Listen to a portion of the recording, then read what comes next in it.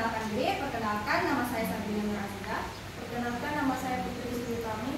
Perkenalkan, nama saya Ismaila Tuliza. Saya Bian Maharani. Saya Salma Bunga. Saya Vina Nela Tuliza Basir. Saya Nika Priyadi Isan. Saya Fatia Indonesia. Saya Siti Ain Najma. Saya Rizky Deviana. Saya Risa Shakira. Saya Alia Mira.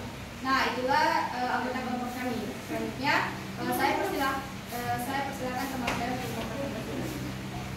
Ya. Perkenalkan, nama saya Sabrina Nur Aziza. Di sini saya akan menjelaskan tentang perbedaan teks 1 dan teks 2. Ini ada teks 1, selanjutnya slide berikutnya teks 2 yang berjudul setelah dibawa ke ruangan besar. Selanjutnya saya akan menjelaskan tentang perbedaannya, yaitu perihal bentuk. Nah, pada teks 1 itu bentuknya itu berbentuk baris atau seperti garis baik. Nah, yang kedua itu teks kedua itu paragraf. Nah, alinea. Nah, selanjutnya. Nah, yang kedua itu perihal pengaturan bunyi akhir. Nah, pada teks pertama itu ada akhiran bunyi i. Bisa dilihatkan teks pertama.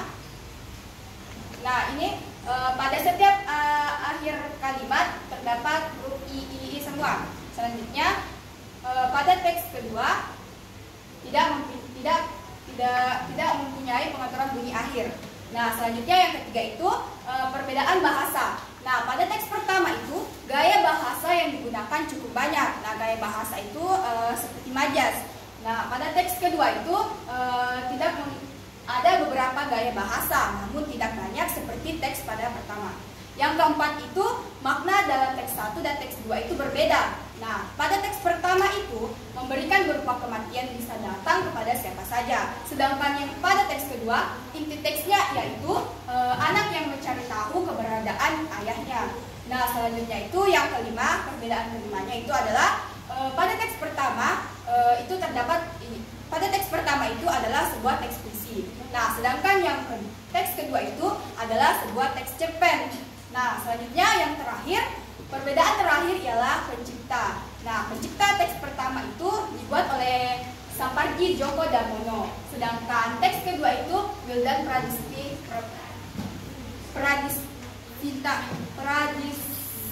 Putra. Nah, selanjutnya itulah perbedaan antara teks 1 dan teks 2. Selanjutnya saya persilahkan Erika Brandisan untuk menjelaskan. Tabel 63. Jadi baik, perkenalkan nama saya Rika Pletisan. Di sini saya akan menjelaskan tentang pengertian puisi dari berbagai sumber. Sumber yang pertama itu adalah sumber KBBI atau Kamus Besar Bahasa Indonesia. Menurut KBBI, puisi adalah ragam sastra yang bahasanya terikat oleh irama, matra, rima, serta penyusunan larik dan bait.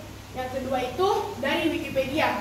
Menurut Wikipedia, puisi merupakan salah satu jenis karya sastra yang gaya bahasanya sangat ditentukan oleh rima, irama, serta penyusunan larik dan bait. Terus yang ketiga itu menurut Gramedia.com. Puisi adalah karya sastra yang berisi tanggapan serta pendapat penyair mengenai berbagai hal. Selanjutnya akan dijelaskan oleh Tina. Nah, perkenalkan, nama saya Vina Tuliza Basir. Di sini saya akan menjelaskan tabel 6.4. Nah, di sini ada jenis majas. Jenis majasnya itu personifikasi, yang dimana terdapat dalam teks puisi, yaitu kasihmu sunyi atau menunggu seorang diri. Alasannya, kiasan yang mempersamakan sesuatu dengan manusia yang dapat berbuat, melakukan satu hal, dan sebagainya. Kedua, ada simil atau perumpama. Terdapat dalam teks puisi yang berupa serupa darah di balik tirai. Alasannya, majas perbandingan atau perumpamaan yang menyamakan suatu hal dengan hal lain menggunakan kata-kata perbandingan, yaitu bagai, sebab, seperti, seumpama, laksana, dan lain-lain. Yang ketiga ada metafora, yang dimana terdapat dalam teks puisi kaulah kandil gemerlap pelita jendela di malam gelap. Alasannya, jelasan yang bersifat langsung tetapi tidak menggunakan kata-kata perbandingan. 4. Ada repetisi. Terdapat dalam teks rindu rasa rindu rupa, engkau cemburu, engkau ganas. Alasannya, majas yang mengulang kata-kata dengan maksud memberi efek penguatan atau penegasan. Dan yang kelima ada hiperbola, yang dimana habis kikis segala cintaku hilang terbang, pulang kembali aku padamu. Alasannya, majas yang berusaha memberikan penekanan dengan cara melebih-lebihkan sesuatu hal. Selanjutnya Selanjutnya diberikan oleh Rizky Deviana. Perkenalkan, saya Rizky Deviana. Berikutnya saya di sini menjelaskan tentang tabel 66. Tabel 66 di sini 6.6 kita disuruh mengisi kata konkret yang berada pada puisi Cintaku Jatuh di Pulau. Terus sebelum kita mengisi tabel tersebut, ada baiknya kita mengetahui apa itu kata konkret.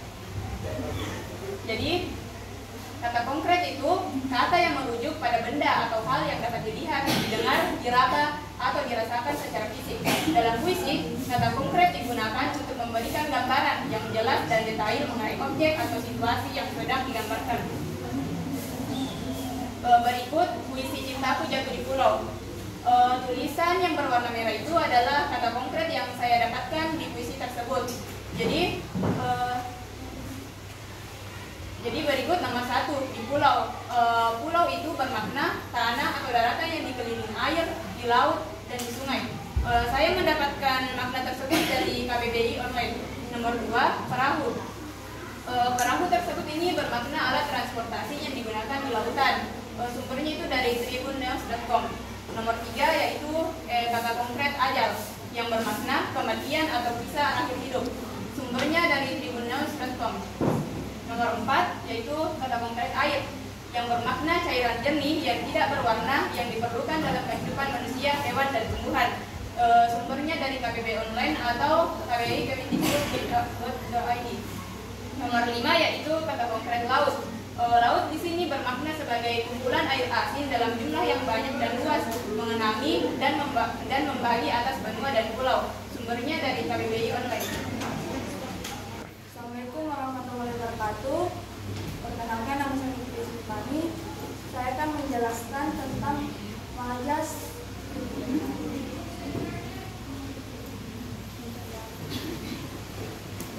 tentang karyawan Jawali Imran. Jenis majasnya itu metafora, lariknya itu ibu adalah buah pertapaan ibu. Jenis majasnya itu Bismillah, lariknya itu kasihmu ibaratkan samudra. Jenis majas metafora, larik ibulah itu bidadari yang berselendang yang galah. Assalamualaikum, perkenalkan nama saya Fatiara Indonesia. Jadi saya akan menjelaskan pada tabel 6.8. Pada tabel 6.8 yaitu jenis-jenis pengimajian. Jadi jenis pengimajian itu adalah kata-kata yang dapat kita gambarkan dalam pikiran. Nah, pada puisi ibu tadi terdapat 4 jenis pengimajian yang kita dapatkan. Yang pertama itu penglihatan. Lariknya adalah sumur-sumur garing, dedaunan pendubur bersama ranting, hanya mata air mata katamu ibu menunjukkan ke langit, kemudian ke bumi. Yang kedua itu penciuman, lariknya saat bunga kembang menyemak bau sayang. Yang ketiga itu perasa, lariknya adalah di hati ada mayang siwalan memutihkan sari-sari kerinduan. Yang keempat adalah perasa, yaitu sedap kukir susu. Oke, jadi perkenalkan nama saya Siti Najma. Saya akan menjelaskan tabel 6.9. Jadi berdasarkan puisi yang berjudul ibu tadi terdapat beberapa kata konkret. Sebelumnya saya akan menjelaskan apa itu kata konkret. Kata konkret adalah, oke saya ulangi. Jadi kata konkret adalah sekelompok kata yang menggambarkan sesuatu yang berwujud yang dapat dirasakan oleh panca indera. Nah, dalam kata konkret yang terdapat dalam puisi ibu yang pertama adalah kata buah. Larik yang terdapat dalam puisi dengan kata buah yaitu ibu adalah buah pertapaanku. Makna dari larik tersebut adalah tempat mencari petunjuk dalam kehidupan. Yang kedua adalah samudra. Lariknya yaitu bila kasihmu ibarat samudra, sempit lautan teduh. Makna dari larik tersebut adalah kasih sayang ibu sangatlah luas. Yang ketiga adalah mencuci. Larik dari kata mencuci adalah tempatku mandi, mencuci lumut pada diri. Makna dari larik tersebut adalah membersihkan diri dari dosa. Dan yang keempat adalah berlayar. Larik dari kata berlayar adalah tempatku berlayar, menebar pukat dan melempar sawu. Makna dari larik tersebut adalah tempat mencari penghidupan. Dan kata konkret yang terakhir adalah sakal. Larik dari sakal yaitu bila aku berlayar lalu datang angin sakal. Makna dari larik tersebut adalah cobaan atau kendala. Baik, selanjutnya saya akan menjelaskan tentang tabel dan titik 10, yaitu isian kata konotatif pada puisi yang berjudul Ibu. Sebelumnya, saya akan menjelaskan apa itu kata konotatif. Jadi, kata konotatif merupakan kata-kata yang berasosiasi. Asosiasi yaitu keterkaitan makna kata dengan hal lain di luar bahasa. Pada kata konotatif, makna telah mengalami penambahan atau pergeseran dari makna asalnya. Contohnya pada puisi yang berjudul Ibu, yang pertama yaitu dua pertapaan. Dari larik, ibu adalah dua pertapaanku yang memiliki makna tempat kembali. Kedua yaitu samudra. Dari larik, bila kasihmu ibarat samudra. Umumnya samudra memiliki makna lautan.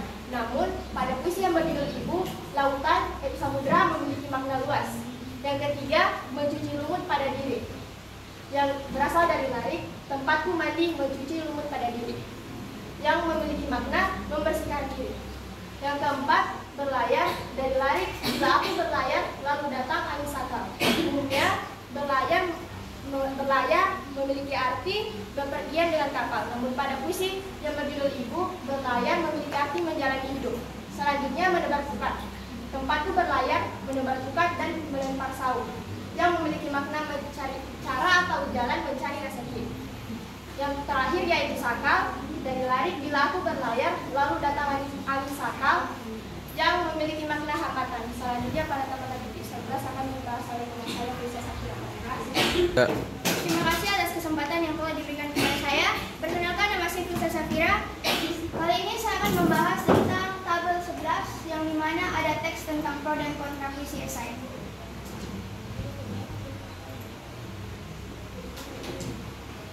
Yang dimana pada tabel ini kami diperintahkan untuk menentukan letak paragraf beserta alasannya, yang dimana di teks tersebut yang sebelumnya itu ada 4 struktur teks, yang dimana yang pertama itu ada isu, argumen pro, argumen kontra, dan kesimpulan. Nah, yang pertama itu kami diperintahkan untuk menentukan letak paragraf struktur teks isu.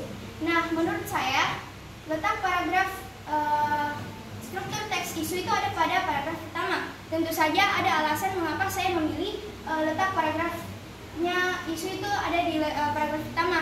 Karena alasan saya tentu berisi masalah yang akan didiskusikan atau dibahas lebih lanjut, yaitu tentang munculnya puisi esai. Nah, di situ dijelaskan pada paragraf pertama bahwa masalah yang akan dibahas itu bagaimana jika kemudian muncul puisi esai sebagai jenis puisi baru. Hal inilah yang menjadi polemik atau kontroversi di kalangan penyair dan pemerhati sastra dari beberapa tahun lalu. Jadi kalau misalnya ada puisi yang baru, pasti ada pro dan kontranya yang akan dibahas oleh kalangan penyair. Dan yang kedua itu ada struktur teks argumen pro, yang dimana argumen pro ini berisi dukungan. Jadi menurut saya letak paragraf argumen pro ini ada pada paragraf kedua dan ketiga. Nah, alasan saya memilih mengapa argumen pro itu berada pada paragraf kedua dan ketiga karena berisi dukungan, alasan pendapat pendukung berbagai pihak yang mendukung puisi esai.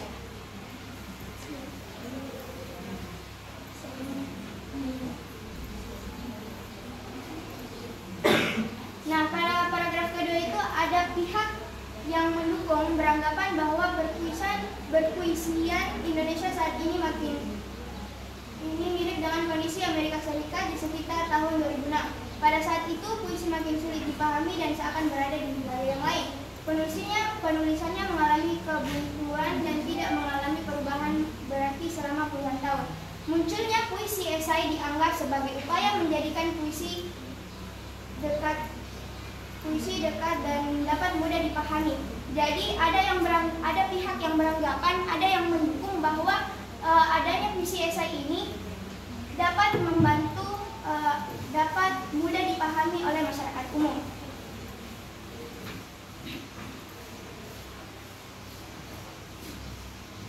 Yang ketiga itu ada struktur struktur teks argumen kontra. Menurut saya, argumen kontra ini ada terletak pada paragraf keempat.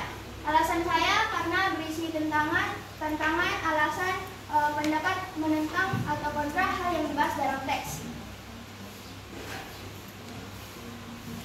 Nah, yang paragraf keempat ini, adapun pihak yang menentang berargumen bahwa puisi pada dasarnya identik dengan tulisan fiksi dan bersifat imajinatif.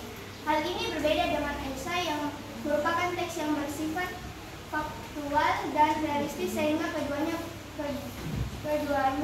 tidak bisa digabungkan.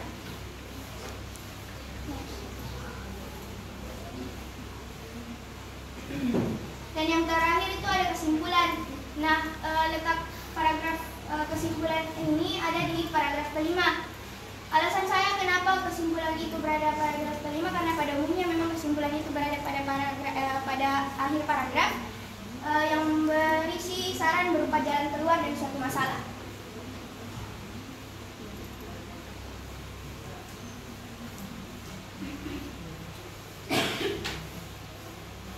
Jadi ini paragraf terakhirnya.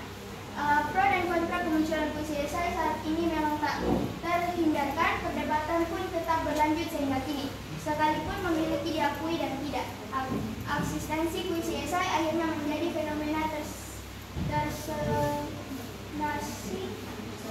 tersendiri dalam dunia sastra. Sekian dari saya, terima kasih atas pengertiannya. Kemudian tabel selanjutnya akan dibahas oleh Dian Maharani. Assalamualaikum, saya Dian Maharani. Saya akan menjelaskan tabel 16. Jadi di puisi ini saya ada beberapa kata yang mungkin orang lain sulit pahami. Jadi kata pertama itu ada kuntum kesepian. Makna atau penafsirannya itu meskipun sepi, tetapi ada keindahan dan kenikmatan tertentu. Kedua itu ada selas kalbu. Makna atau penafsirannya itu ada sesuatu dirasakan oleh penyair dengan segenap hati. Selanjutnya akan dijelaskan oleh Anissa Nailatulza. Perkenalkan, saya Anissa Nailatulza. Jadi saya akan melanjutkan penjelasan tabel 6.11 yaitu nomor 3. Nah, sebelumnya teman-teman bisa lihat di sebelah sana kami sudah menyiapkan teks yang puisi yang berjudul Nyanyian Gerimis dan sudah juga ditandai yaitu Lepungan Pelangi berada di paragraf kedua. Nah, jadi makna dari Lepungan Pelangi itu gambaran sesuatu yang indah sehingga membuat penyair merasa nyaman. Nah, yang ketiga Kawah Gunung Berapi berada di paragraf terakhir, yaitu maknanya rindu yang dirasakan oleh penyair sudah meletup-letup. Sekian, selanjutnya akan dijelaskan oleh Salwa Bunga Rahmawati. Perkenalkan, saya Salwa Bunga Rahmawati. Saya akan menjelaskan tabel 6.12. Pada tabel 6.12, saya diminta untuk menentukan majas pada puisi Nyanyian Gerimis. Pertama, majas personifikasi pada larik Nyanyian Gerimis.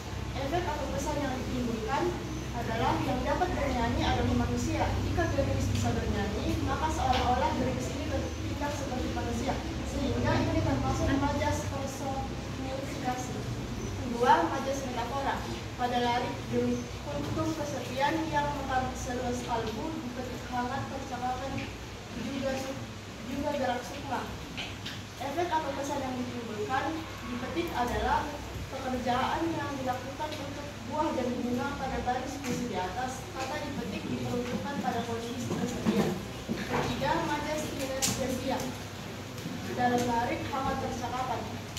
Efek atau pesan yang ditimbulkan adalah majas kinestesia secara sederhana dapat diartikan sebagai pertukaran kata yang digunakan berdasarkan indera tertentu. Baris di atas menggunakan kata hangat untuk percakapan. Hangat seharusnya digunakan untuk sesuatu yang dapat diketahui menggunakan indera peraba seperti secangkir teh hangat. Sekian presentasi dari saya.